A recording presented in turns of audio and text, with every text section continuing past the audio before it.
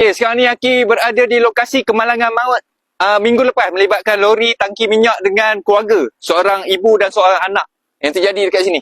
Dan kita masih lagi nampak belum ada lagi tanda-tanda keselamatan yang ditambah dekat simpang ni, dan juga kita cadangkan supaya jalan ni memang bahaya sebenarnya. Jalan ni dah banyak sangat aksiden berlaku, kereta, lori terbalik dekat sini. Dah biasa, dah berapa kali dah lori terbalik kat sini. Jadinya kita cadangkanlah kepada pihak berkuasa ni jalan persekutuan sebenarnya. Jalan ni boleh diluruskan daripada sana straight je. Kalau ni tanah orang, tunjuk sikit. Kalau ni tanah orang, kemungkinan kerajaan boleh ambil pengambilan tanah untuk keselamatan pengguna.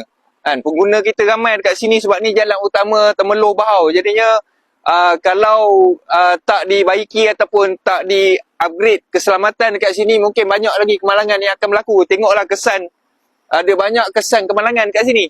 Jadi pengambilan tanah kat sini memang sangat perlu untuk luruskan jalan ni. Kalau tak tahu apa yang perlu dibuat, kat sini kita nampak tanda masih lagi biasa. Masih lagi biasa, dan kalau ada pemandu-pemandu yang mungkin kali pertama lalu kat sini, memang dia akan terkejut sebab corner ni, daripada sana dia corner, dia S macam ni.